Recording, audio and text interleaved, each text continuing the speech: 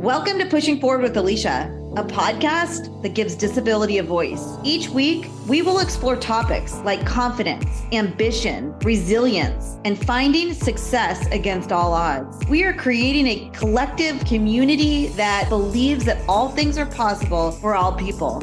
Open hearts, clear paths, let's go.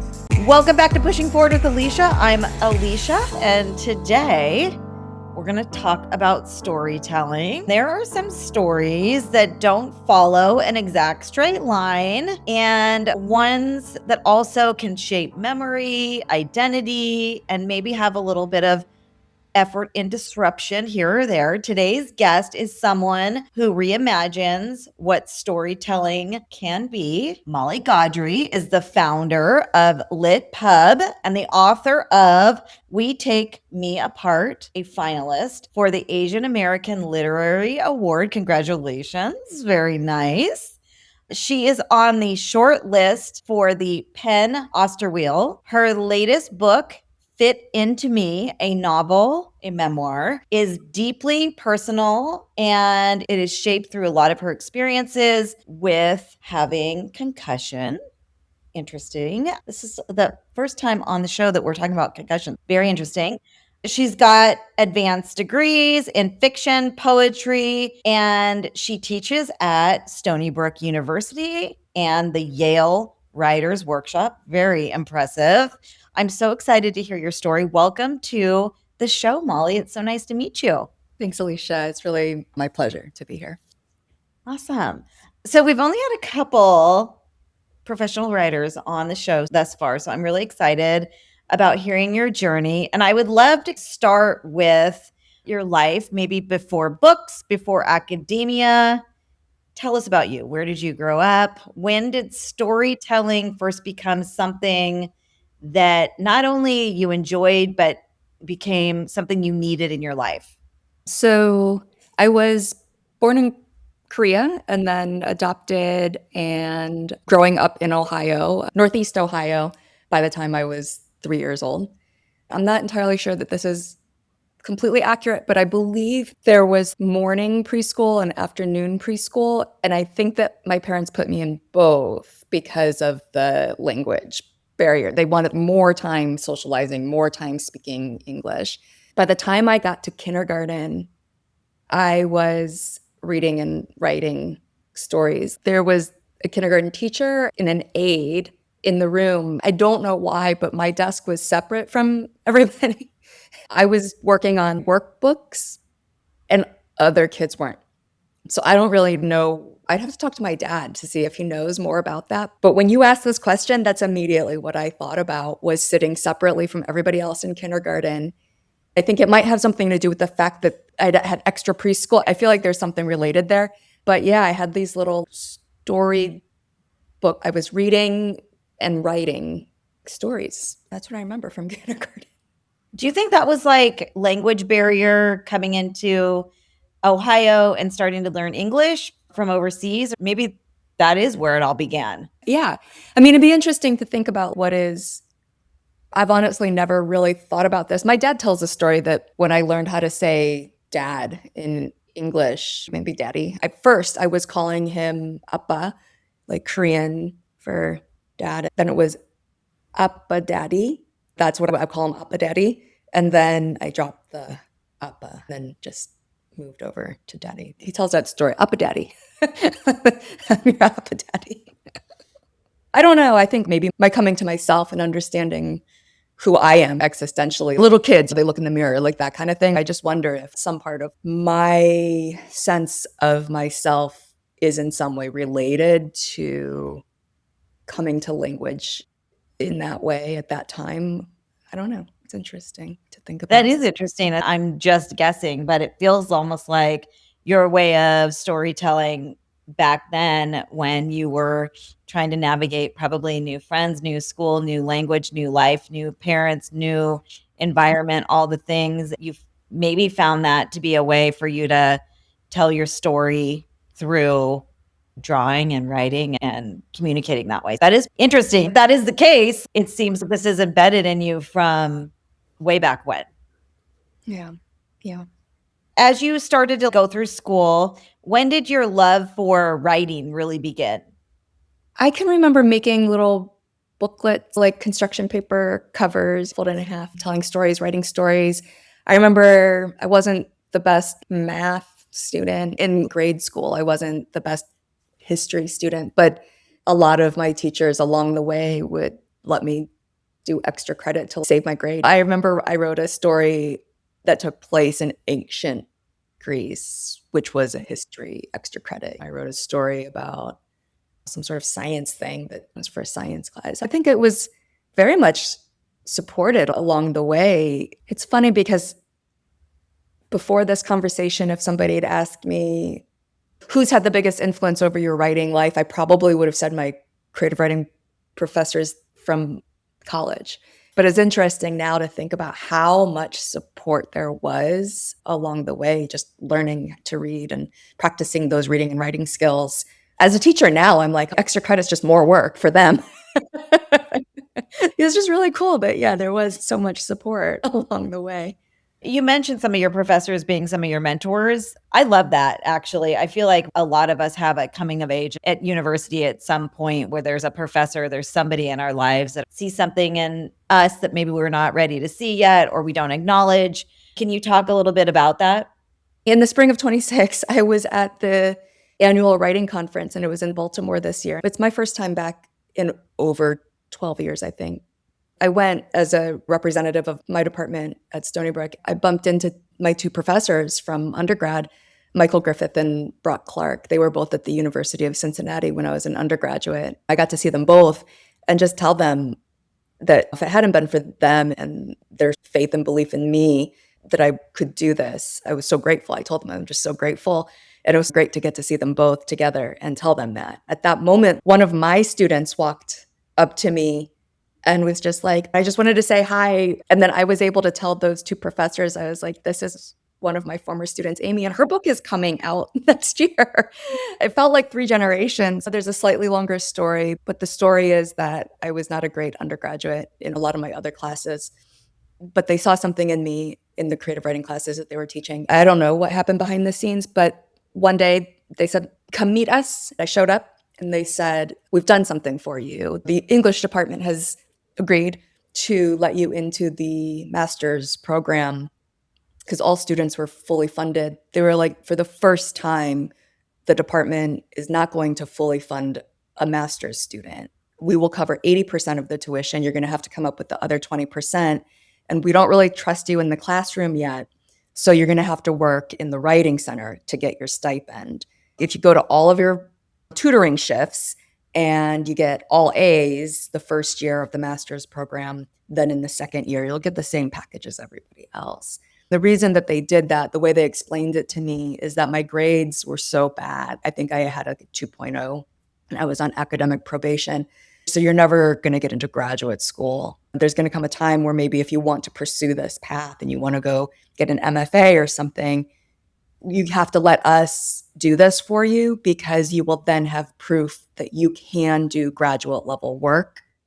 It was so great to get to see them. I haven't seen them in such a long time. A couple weeks ago, I was standing with them as a professor at another school. That's incredible. What a coming of age story and just an advocacy story of leadership in front of you, ahead of you, teaching you, guiding you to get to where you are, to have this full circle moment. That's really incredible. I can imagine you're paving that forward for many of your other students now. It sounds like with that young girl that came into that circle at the same time.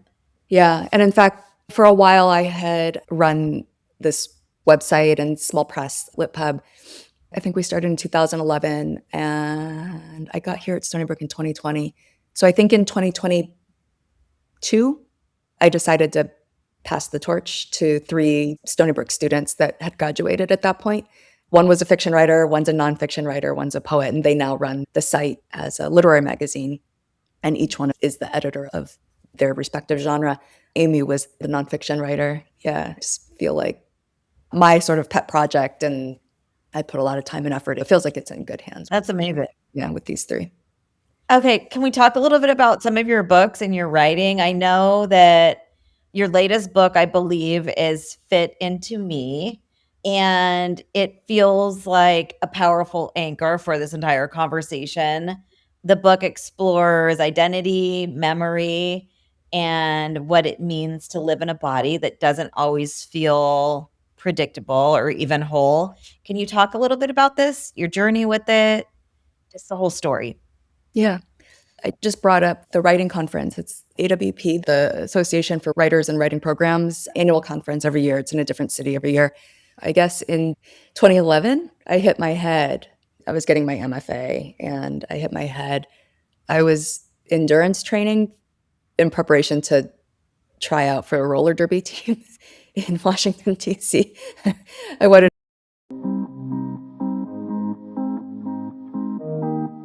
You've asked me how I have turned my story into impact and income. That is why we created the Own It Mastery Collective, where message meets monetization. It's a community driven, built for everyone, and designed by someone who understands barriers and builds way beyond them. We are launching very soon. Join our interest list now at aliciaanderson.com. The link is in the show notes.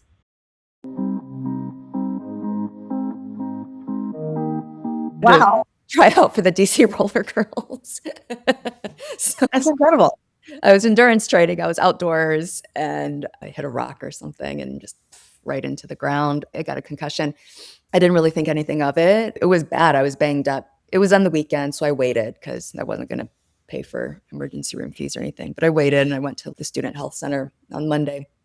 Mostly they just helped me clean everything out. They were digging gravel out of my legs, just really cleaning everything. That's what they were emphasizing is do not let this get infected. Half my body was like road rash. So they were just like, do not let this get infected. People get concussions all the time. Don't worry about it. Just don't fall again anytime soon. But the most important thing is that you do not let all of this get infected. So that's what I left thinking. Don't get this infected. That's the most important thing here. And everything was fine. Then I was at that conference. Back in those days, I'm going to say the attendee numbers are anywhere from 10 to 15,000 people. I was in the book fair working a table, and you're just surrounded by tables. It's a convention center. I understand now. I didn't know it at the time, but I understand now the amount of visual processing that I was doing in that environment as opposed to at home. I was processing all of these moving bodies and people far away, and then talking to people right in front of the table and showing them books, looking far, looking near, and then tracking all of these movements. It just overwhelmed my visual system.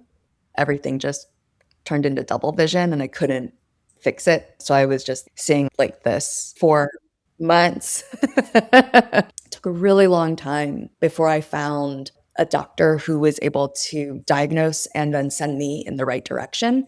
I didn't know this at the time, but vision and eyesight are different. I kept going to eye doctors and they kept telling me your eyesight's fine. And nobody could figure out what was causing the double vision. They sent me to some sort of psychiatrist for something related to neuroophthalmology, psychiatry or something. I did 8 hours worth of testing that day with that guy. Ultimately, he was just like, you're not going to read again. You have to figure out a different path for your life. Eventually, finally, I found my way to a doctor who was like, I think you should just go see a vision therapist. You've seen everybody else. What can it hurt at this point? And so I went to a vision therapist. I got a referral. I went to a vision therapist. And this was in Ohio. At that point, I'd left school and was at home. He was just like, this is easy. I know how to help you. Come back and let's talk. A pretty lengthy consultation, but he identified everything I was going through. He was able to put words to things that I was feeling and had experienced but couldn't articulate as problems. For instance, I thought that double vision was my primary issues. One of the things that he said was like, are you not wearing perfume anymore? Are you not using cleaning supply? What's going on with your household? And I was like, yeah, I'm no sense anymore. And he was like, yeah, your brain is processing vision. It's processing all of the senses. And he was like, all of this is very much related. I had not put that together with my double vision. Oh, wow. I had developed a thing about not liking seams in socks, not liking tags in clothes, all of this kind of stuff. He said, oh, yeah, all of that. Very textbook. Just an overwhelmed sensory system. and let's get you into therapy. He was able to give me a referral so that I could go back to school and start working with a vision therapist in Virginia. I still go off and on. I did vision therapy in Virginia. When I shifted over to my PhD program, I did vision therapy in Utah. And now here on Long Island, I dip in and out when I need it. And this is all in relation to the concussion. Yeah. Yeah. So basically, nothing got fixed. I still have sensory processing disorder, but I got to be a guinea pig at the University of Utah, the life skills clinic. They did a exploratory study. Since so many of my symptoms were like their primary client base, primarily their clients were children who had sensory issues. Those were congenital. One of the difficulties for them as researchers is that if sensory issues are congenital, then children are not able to articulate if something's better or getting closer to normal.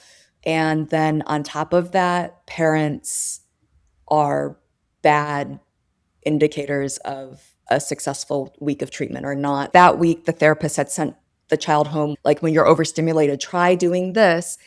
Maybe it worked really well, but if the parent had a really bad week and was stressed out all the time, that they would come back to the therapist and say it didn't work. We didn't have any kind of progress this week. So those two layers of faulty information, kids not being able to say what felt like 100%, what felt better, and then parents' interpretations getting in the way. Because this had happened to me, and I knew that I wanted to get back to reading speed that I had been at before, comprehension, all kinds of things that I wanted to be able to get back to doing. They launched this exploratory study, and there's a whole team of researchers that tried lots of different strategies and techniques for how to manage myself in different situations. In my case, I can control the double vision now. I still have it. When I relax my eyes, it doubles, but I can control that. I just gained muscle strength, vision therapy. It's like going to the gym. You stop working out, you got to get back into vision therapy again. And then the sensory stuff, if I get overstimulated, get a little nausea, that kind of thing, I learned a lot of different techniques. And it's usually just trial and error. They have to upset you in the clinic. I remember there was a room with a tire swing, and there were 3 therapists in the corners of the room, and they just took turns swinging me to each other and then spinning it and swinging me. You get dizzy and unhappy and the sensory and all this stuff. You just get real worked up and agitated, and everything starts to break down. At that point, they take you off the swing and they try things. They try a lot of different things. Is this helping? Is this helping? You figure out what works and what doesn't. Now I have strategies for an environment maybe where if my friends wanted to go out somewhere and it's a amusement park or a dance club, things are just moving and swirling. I have some strategies now for how to get through that, but it doesn't mean that I'm fixed or better. I still get worked up, but now I know how to bring it down and stay in that space for a small amount of time. And then I also know that I can just be like, this isn't for me. I'm going to leave now. That's a pretty big shift in your life. When your body and your mind doesn't feel like your typical self anymore that you're used to, how does that challenge your sense of identity, how you move forward, those types of things? That's a pretty incredible story. Yeah, I think that was the hardest. I think that was actually harder than any of the physical, especially once I got into vision therapy, once I got into that life skills clinic and started undergoing experimental treatments and learned how to manage. It was the emotional sense of who am I? I can't read at the speed that I used to be able to. I can't concentrate for as long. I don't like to go out in public spaces. I just say no a lot more. I sleep a lot more. I think coming to accept all of those different ways of being in the world, that's what took the longest. That was probably the hardest part of all of this for me. But I do have to say that once I understood this is not going to get fixed, you can live a life. Once I understood that and really internalized that, I feel like I'm happier than I was before. I really do. I've set boundaries now. I know when to say no. I know when to chill out. I know when to rest. I actually think that I'm healthier now than I was, even if I can't read for long stretches of time. I think I'm healthier. So you get the concussion. Was it not treated correctly, or is this common? Was never treated. The accident was in the fall, September, I think, and then the conference was in February. visually, that was the first real big thing that was like, you have a problem. You have to seek help and treatment. But it was months and months. I think there are things that are common. My living environment and my time in school, when I hit my head that fall heading into winter, was not very stressful. I was not really getting overwhelmed. It wasn't until I went to this conference and it was just all of these bodies and people and lights and smells and movements. That's when everything kind of, even after that, it took a long time before I was able to find a doctor who said, I think you should go to vision therapy.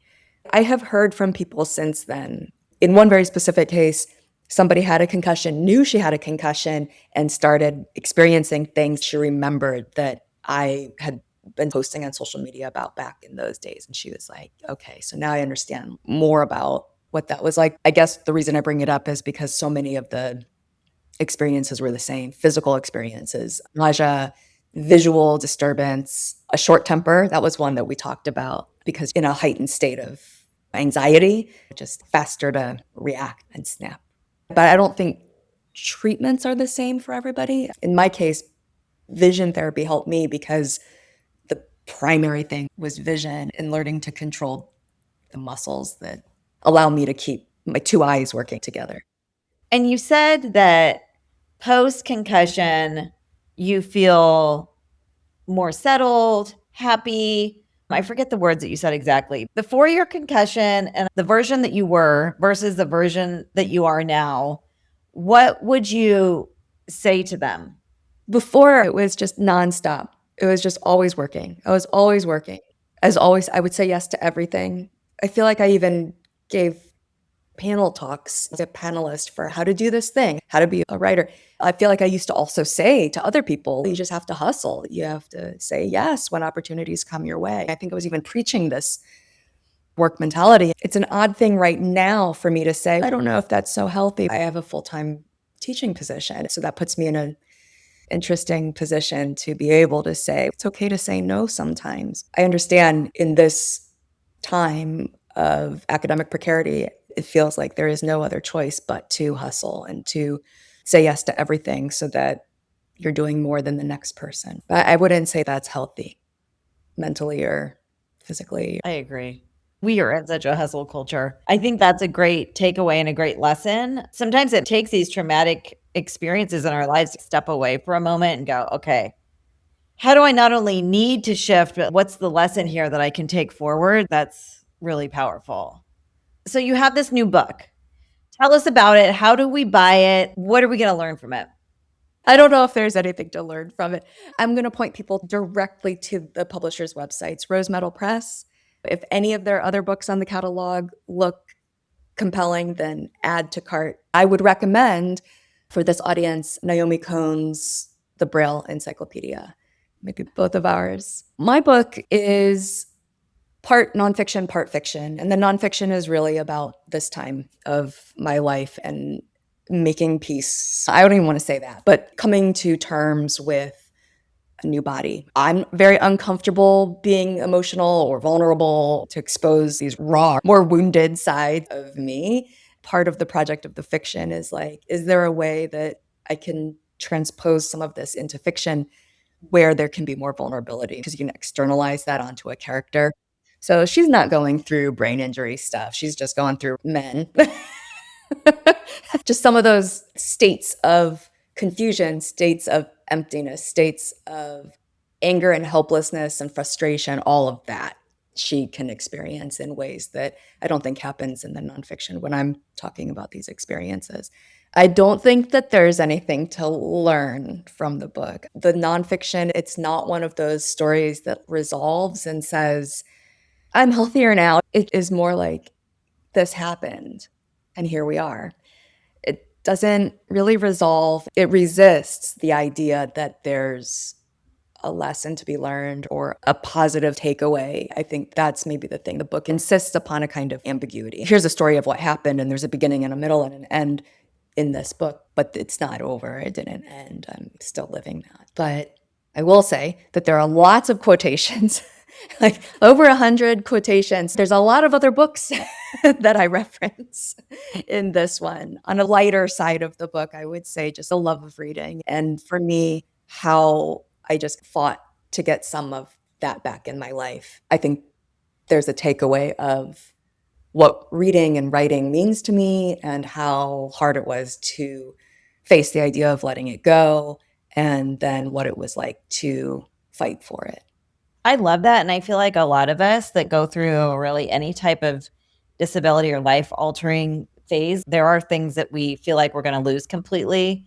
And you have to literally adapt and find paths back to it, maybe even find ways to be better at it than you were before. I think that is a really powerful path. I think it's really interesting how you said when you were writing this book, you wrote it in two different ways, fiction and nonfiction. And I feel like also in the disabled path, even just being different, a lot of times it's too hard to be vulnerable in stamping your name on it, and finding creative ways to tell your story through something that isn't you, but must be really freeing. I think that's almost a therapeutic thought. Even if you're not a writer, how do you let your story be free to live into other universes that you might not be able to show up full on all the time, but you're still releasing some of those things and exposing them? At least in my case, there's so much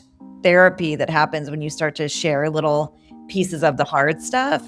So I think that's a really interesting way to go about doing that. Really beautiful. That message right there is such a major takeaway for our community and for your readers that are going to read your book and be able to look at it through the lens of both fiction and nonfiction. That's so creative and unique. It feels like a method of freeing yourself a little bit. Absolutely amazing. We'll go to the website. We're going to leave all of your information in the show notes to click, buy. Thank you for the other recommendations for the books. Follow you, support you, all the things. You have an absolutely incredible, unique, beautiful story. And I think the way that you share it is really lovely. And I really appreciate you coming on the show to share it today. Really nice. In turn, I think what you're doing with this podcast and everything, it was like such a pleasure to get to listen to episodes. Aww. I think it's so cool, the community that you're helping to provide this space for. Yeah, glad to be here. We're trying. You just added a really unique, beautiful layer to the story of this podcast. So I'm grateful for your presence, sharing space today, growing our friendship, and just learning more. Thank you so much for your time. Everybody listening to the show, go click, buy, purchase, shop. Don't just put in the cart, but actually buy. I really appreciate your time today. Thank you so much. Thank you. Thanks, Alycia. Yeah, and this has been Pushing Forward with Alycia, and that is how we roll on this podcast. We will see you next week.